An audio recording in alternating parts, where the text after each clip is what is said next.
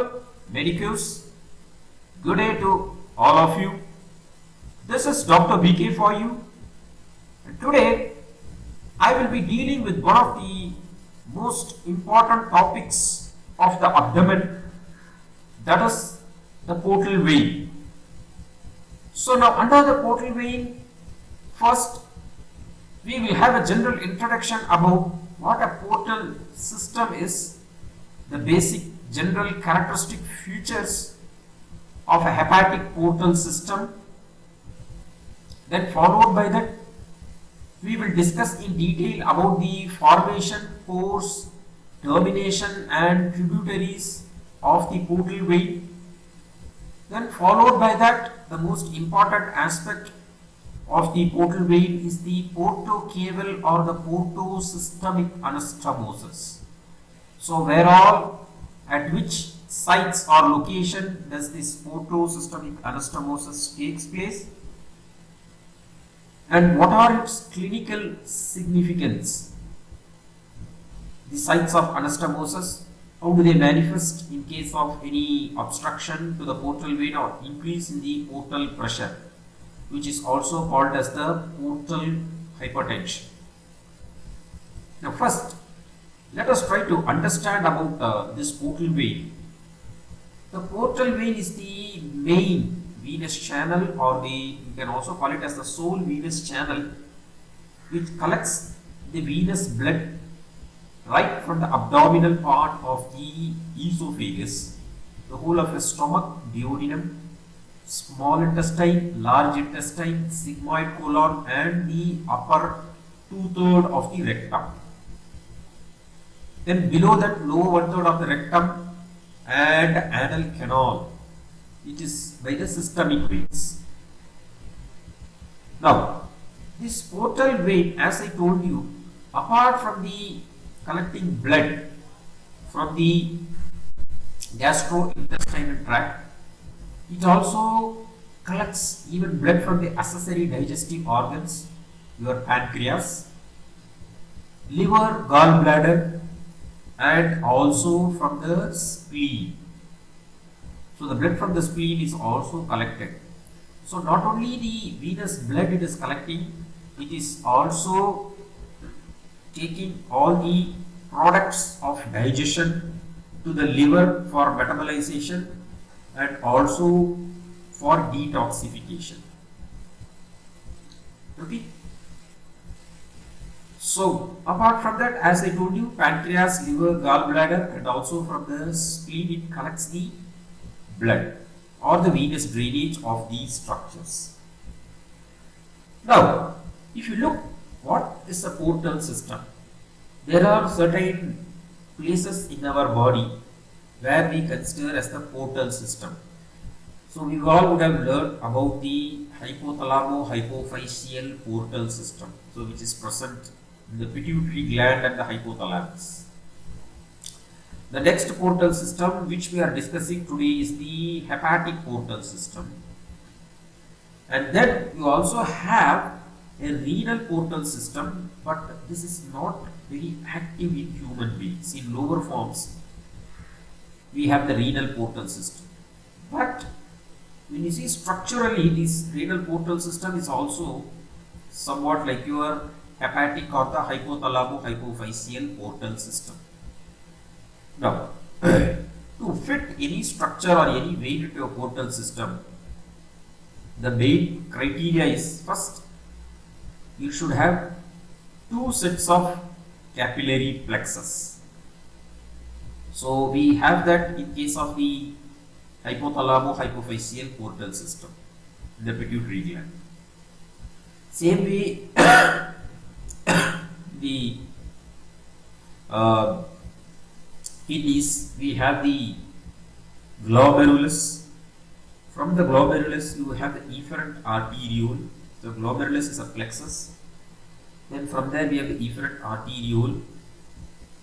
This efferent arteriole, what happens again? It's break down into vertebral plexus. So again you have two sets of plexus in the kidneys.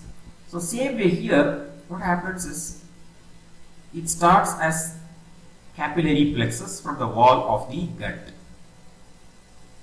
From there, the venous blood, what happens is it is carried out by the veins which are draining the alimentary tract, your superior mesenteric vein, your inferior mesenteric vein. These both are the main veins, and we have the splenic vein.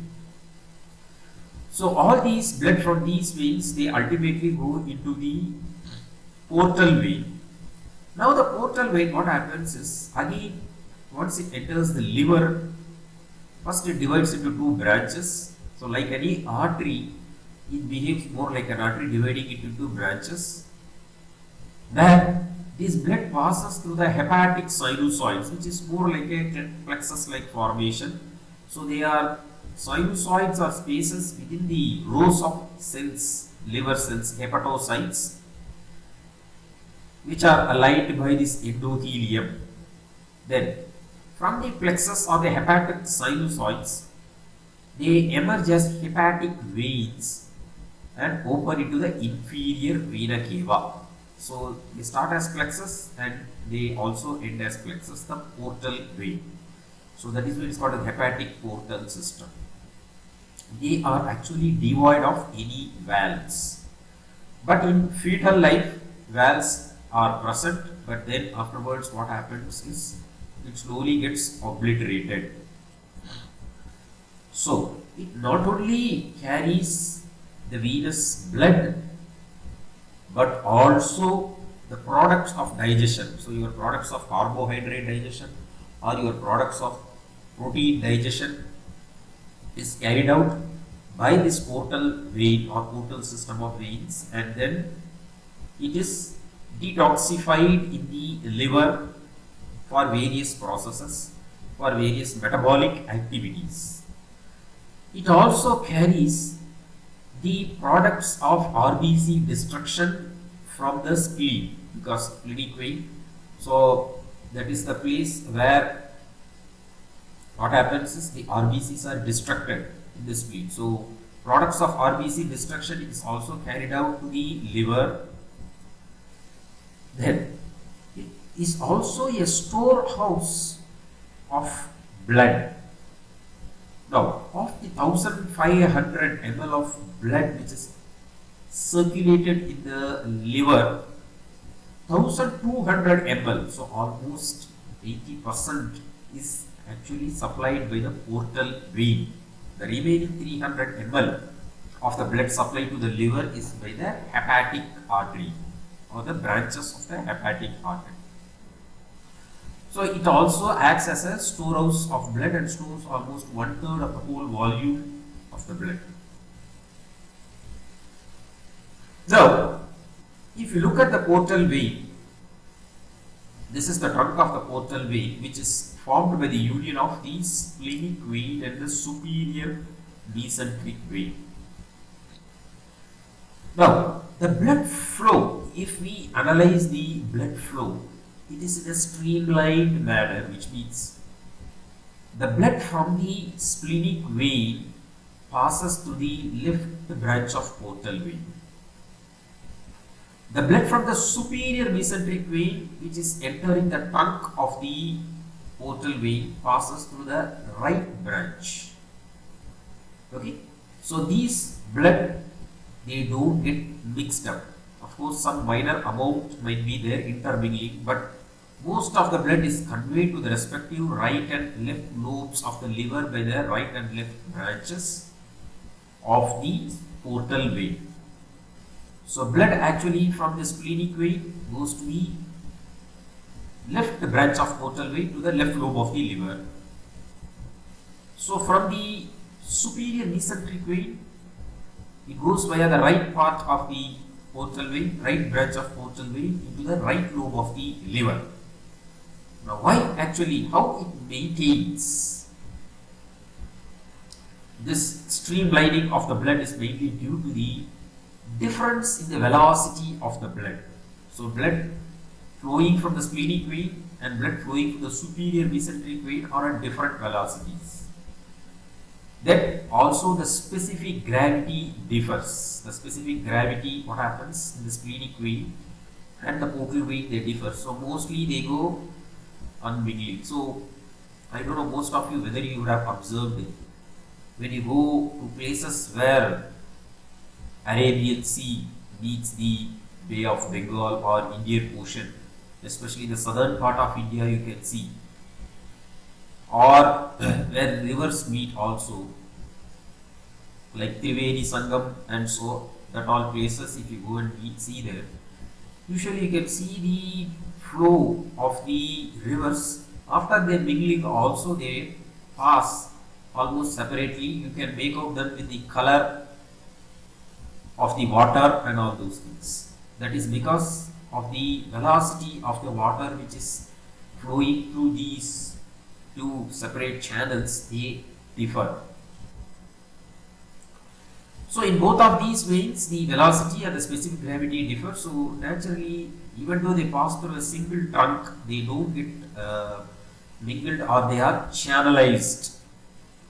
Now, so with this short introduction about the characteristic of a portal system and how the blood flows through the portal vein, let us discuss about the formation, termination, branches and tributaries of the portal vein. The portal vein is formed behind the neck of the pancreas at the level of second lumbar vertebra. So the level formation, the vertebral level formation is the second lumbar vertebra behind the neck of the pancreas. So this is the constricted part of the pancreas, which is the neck, and this is your head. This is your superior mesenteric vein. Behind that you have the uncinate process. To be more precise, only the upper half of the neck, posterior part of the neck, upper half you have the portal vein. Only the upper half it is formed, and it is formed by the union of the superior mesenteric vein and the splenic vein. It is present in front of the inferior vena cava, and it ascends upwards and slightly to the right side. Ascends upwards and slightly towards the right side.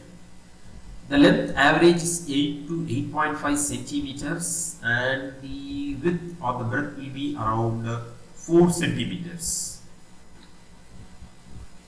So here you are able to see the portal vein. This is superior mesenteric, this is portal vein. The splenic vein is actually behind the upper border of the pancreas, so you are not able to see behind the body. It is present behind the pancreas. Behind the portal vein, what you see is the inferior vena cava, and you see the portal vein travels upwards and slightly towards the right side. Now coming to the relations and course of the portal vein. So after its formation behind the neck of pancreas, it ascends upwards and towards the right side, and it can be actually appreciated or studied under three parts. Neck of pancreas here below the duodenum, first part of duodenum, so it is called as infraduodenal part. Then behind the first part of duodenum is called as the retroduodenal part. This is the retroduodenal part. And then above the first part of duodenum is actually called as the supraduodenal part. Actually, the supraduodenal part only, it is present in the right free margin of lesser omentum. It is present in the right free margin of lesser omentum, or the anterior margin of epiploic foramen, because behind that space is the epiploic foramen. Supraduodenal part, it is in the right free margin of lesser omentum. Then once it reaches the gateway, not the true gateway of the liver, the porta hepatis, it divides into right and left branch of portal vein. Okay. So it starts behind the neck of the pancreas, which is below the first part of duodenum, then passes behind the pancreas, then above the pancreas in the right free margin of the lesser omentum, then in the porta hepatis divides into right and left branch. So these three parts, infraduodenal, retroduodenal and supraduodenal course is outside the liver, so that is why it is called as the extrahepatic course of the portal vein. Okay. Extrahepatic course of the portal vein. Now first, infraduodenal part. This part we will try to understand the relations. As I told you, the three parts. First, the infraduodenal part. So here you are able to see the infraduodenal part. In front you have the neck of the pancreas. This we are seeing the pancreas from behind. In front you have the anterior to this you have the head of the pancreas. Sorry, neck of the pancreas. Behind you have the inferior vena cava. Whether it is infraduodenal or whether it is retroduodenal or supraduodenal, all three parts of the portal vein, posteriorly it is related to the inferior vena cava. To the right side, the bile duct, it is related to the bile duct, infraduodenal part. It is related to the bile duct. Posteriorly, as I told you, IVs. And to the left side, it will be related to the gastroduodenal artery. Okay. So here you are able to see gastroduodenal artery, which gives rise to superior pancreaticoduodenal. So you can write even superior pancreaticoduodenal for the infraduodenal part. Behind IVC, right side bile duct, in front the neck of the pancreas. Now coming to the behind the first part of the pancreas. This is the first part. Behind that you see the portal vein. That is called as the retroduodenal part. The relations anteriorly first part of the duodenum. To the left, what you have is the gastroduodenal artery. To the right, what you have, the cut part here, the bile duct. Okay.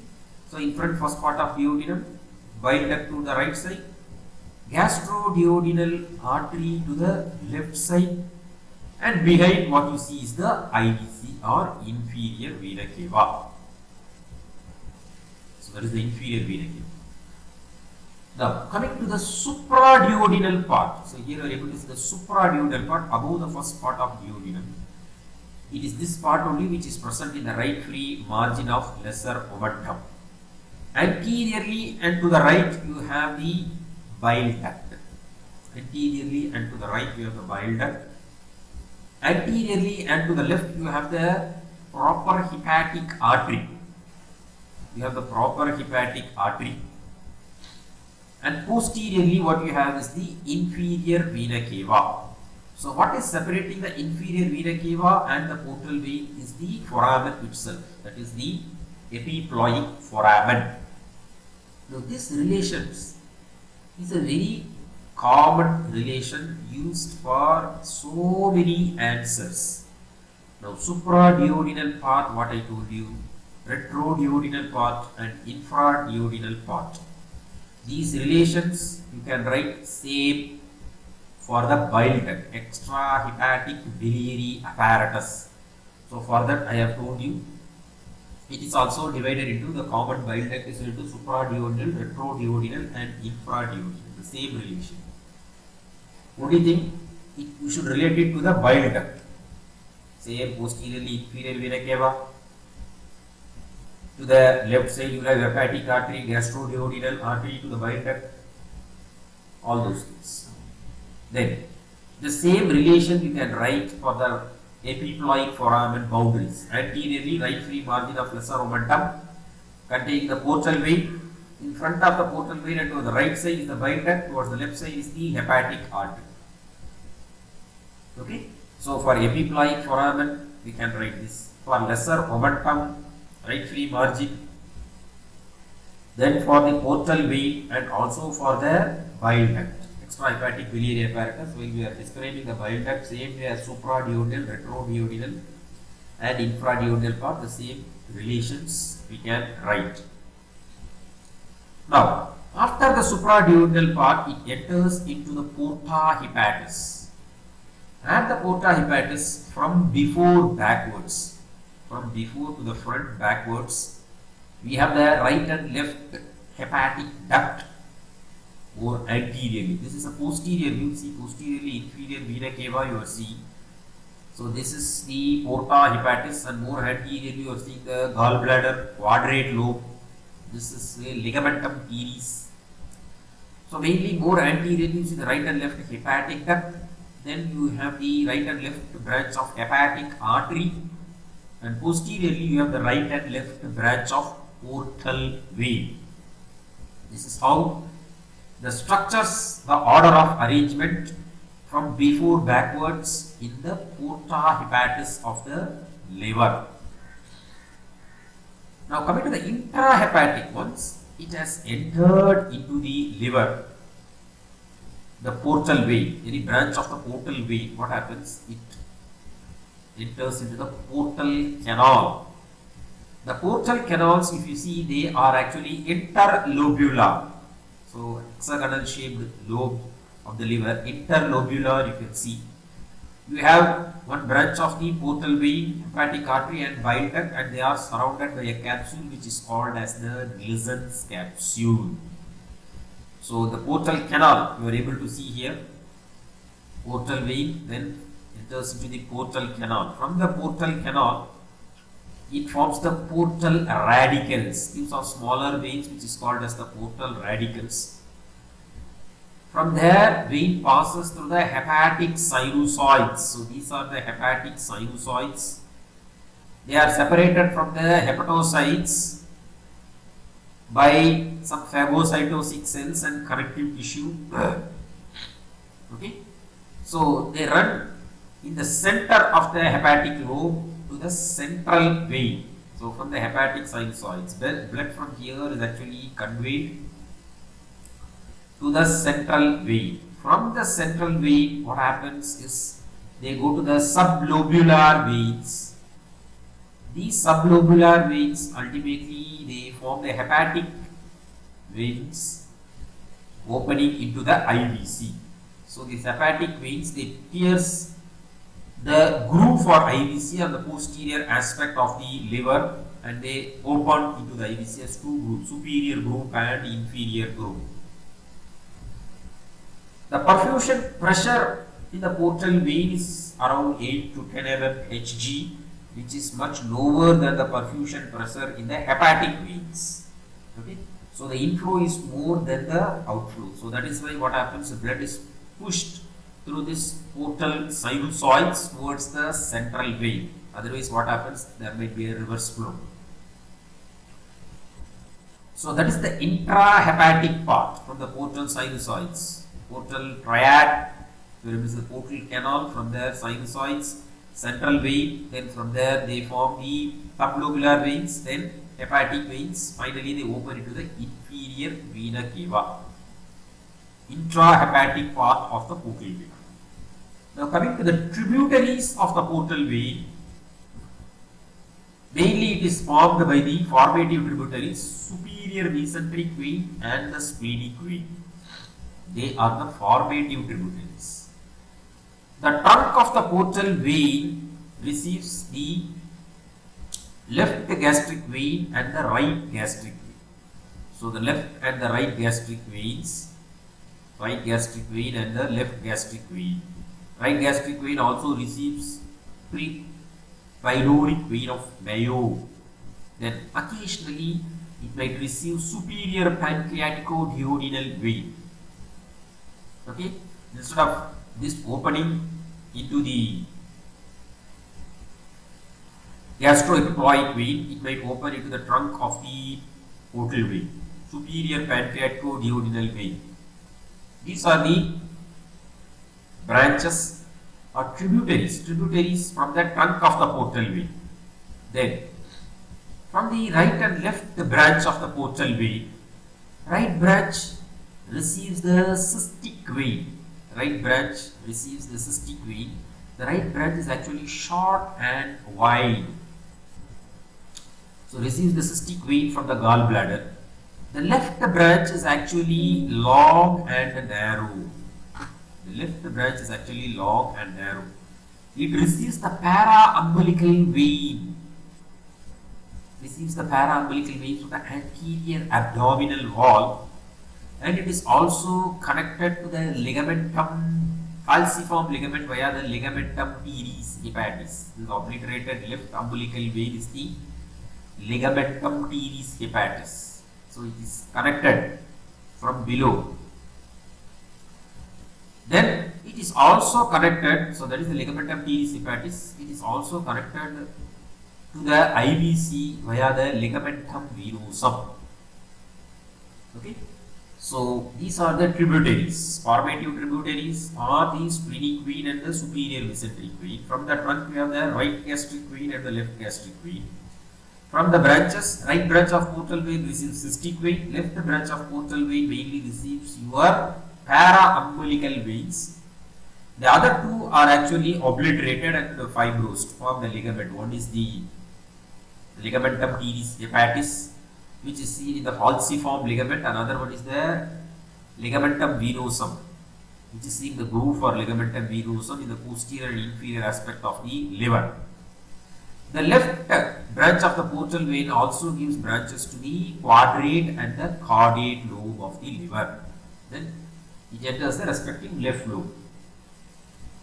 Then it has its normal intrahepatic course, which we have discussed a short while ago. Now, the most important part of this lecture is the portosystemic anastomosis. So, anastomosis between the tributaries of portal vein and the systemic vein, that is the branches, or the tributaries of the systemic vein is the inferior vena cava. So, these two mainly form the porto-caval or portosystemic anastomosis. Now, any obstruction of the portal vein, this anastomosis becomes distended, enlarged, and thereby blood is drained into the inferior vena cava. Okay, so the veins at this sides get dilated, and naturally what happens is it becomes more pervious and it helps to reach the right atrium, the blood, through the tributaries of the vena cava, that is the inferior vena cava. So the sites of anastomosis which I have given here at the lower end of esophagus, between the left gastric vein and the accessory hemiazygos vein, lower end of rectum and anal canal, superior rectal with middle and inferior rectal vein, around the umbilicus, para-umbilical vein with superior epigastric from above, superficial epigastric and inferior epigastric from below, lateral thoracic, lumbar, posterocostal veins from the sides. Then in the posterior abdominal wall, colon veins and splenic veins anastomose with veins of the renal and smaller veins which is called as the veins of Reedsius. The bare area of liver, portal radicals with the diaphragmatic veins, posterior wall of vagina, superior rectal vein with vaginal venous plexus, falciform ligament, para-umbilical vein with diaphragmatic veins, and fissure for a ligamentum venosum is left branch of portal vein with IVC. So this is actually the lower end of esophagus, where you can see the anastomosis between the left gastric vein and the accessory hemiazygos vein. The next one we see is the lower end of the rectum or anal canal, where the superior rectal vein anastomoses with the inferior and middle rectal vein. At the umbilicus, anastomosis between the para-umbilical vein with superior epigastric, inferior epigastric and superficial epigastric veins, veins of the anterior abdominal wall. They are systemic veins, whereas para-umbilical vein is actually a portal vein, branch or tributary of portal vein. The next site of anastomosis is around the posterior abdominal wall. So veins of the spleen, splenic vein and colon, veins of the colon, anastomose with the renal vein or small veins which is called as the Reedsius vein, the posterior retroperitoneum. This is behind the peritoneum. Then of course other thing, here you are able to see the left branch of portal vein connects with the inferior vena cava to the ductus venosus. This is actually ductus venosus, connects the left branch of portal vein with the IVC. Okay. So this ductus venosus only seen in the fetus. In the adult it forms a ligamentum venosum after it is getting obliterated. It becomes the ligamentum venosum. Actually it is bypassing the liver. So it is a shunt mechanism. Then you also see accessory veins of Sappi. Sappi veins, smaller veins in the falciform ligament. You are able to see the falciform ligament, Sappi's veins, smaller veins which are superior and inferior group. So they actually form the accessory venous system of Sappi. This is your ligamentum teres. This is your obliterated veins, umbilical veins, which becomes the ligamentum teres hepatis. Now, normal portal pressure is 5 to 50 mmHg. What do you call or when do you call as portal hypertension is when this pressure increases 40 mmHg. So 40 and above you call it as portal pressure increase, which is called as portal hypertension. Now why a portal hypertension occurs? If there is any obstruction to the portal vein, if the portal vein is obstructed, then it might cause portal hypertension. The obstruction might be mostly intrahepatic, or it might also be extrahepatic, metastasis which can take place. The portal vein prior to its termination also shows a dilatation which is called as the portal sinus. The portal vein externally also might be compressed. Even the neck of the pancreas, near its formation, it can be compressed. Then also it may create portal hypertension. So then increase in portal pressure, as I told you, which crosses 40 mmHg and above. Most common cause is in the portal hypertension, the clinical manifestation is ascites, collection of fluid in the peritoneal cavity. This is due to intrahepatic obstruction of the portal vein in the cirrhosis of the liver. So when the hepatic sinusoids, what happens is the liver cells, it is passing between the hepatic rows of liver cells. These liver cells, due to cirrhosis, they might get fibrosed and naturally it might compress the portal vein. When this portal vein gets compressed, then it will find alternate channels to drain through any of the anastomosis which we have seen. If it is impervious, then ascites builds up, collection of fluid in the peritoneal cavity due to obstruction of the portal radicals. The main cause is cirrhosis. So cirrhosis mainly can occur due to alcohol. So we all know that alcohol most commonly, or otherwise it might also be due to so many other things. Any metastasis of the liver can take place, or hepatitis, viral hepatitis. So many hepatitis A, B, C, all those things are there. If it is not treated properly, or if you are not vaccinated against hepatitis B, that might also cause to cirrhosis at one stage. So what is cirrhosis? Intrahepatic. Extrahepatic is at the lower end of the esophagus, abdominal part of esophagus, as I told you, between left gastric vein and accessory hemi azygos veins. These veins, in case of portal obstruction or increased portal pressure, they might dilate. So endoscopic view shows all these dilated veins, esophageal varices. And if these veins rupture, then it leads to hematemesis or vomiting of blood. So this is again a very fatal condition. Then the next site is the lower part of the anal canal between the superior and inferior rectal veins. So in case of portal obstruction, these veins might get distended and prolapsed, forming internal hemorrhoids or piles. So it might feel discomfort while defecation, and during the passage of stools or during straining, these veins will rupture and it might produce bleeding per rectum. So internal hemorrhoids or piles is also manifested due to the portal hypertension or portal obstruction. Then the next condition what you see here is from the umbilicus the veins will be dilated and it is called as the caput medusae.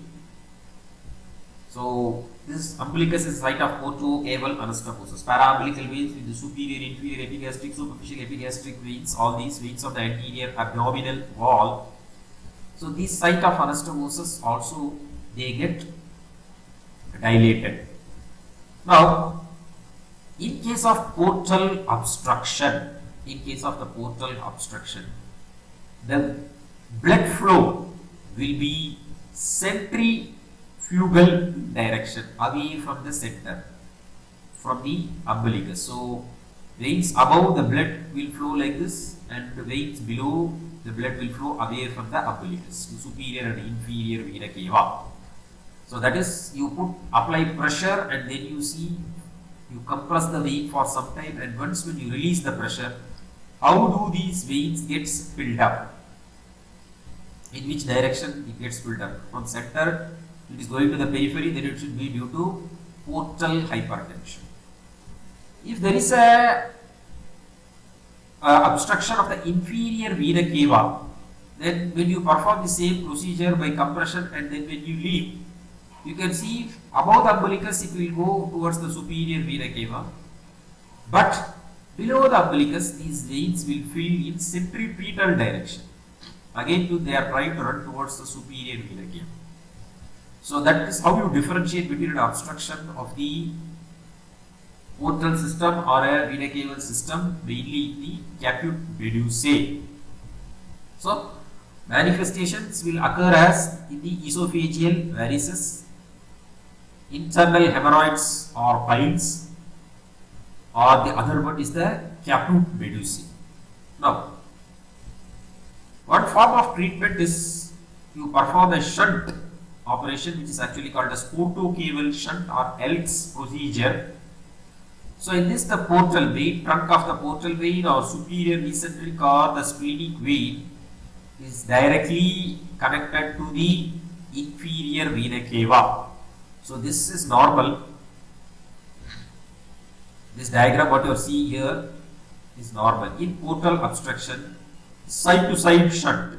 So to the side of the vena cava and side of the portal vein are actually attached. This is end of the portal vein is attached to the vena cava, which is actually called as end to side shunt. Now here splenic vein, instead of trunk of the portal vein, the splenic vein. So the center part of the splenic vein is attached to the renal vein. So one thing you can attach to the IVC or you can attach to the renal vein. So here it is the lower part of the splenic vein, distal splenal, it is attached to the renal vein. Okay. So different types of shunt procedures, each has their own merits and demerits. One thing, okay, portal obstruction is relieved, but the blood, since it is not going into the liver, it is not detoxified, especially the amino acids has to be deaminized. If it is not that, then the same blood, like if it enters into the brain, then it can cause coma, leading to hepatic coma.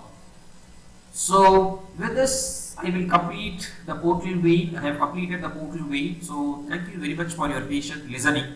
We will meet again in one more session.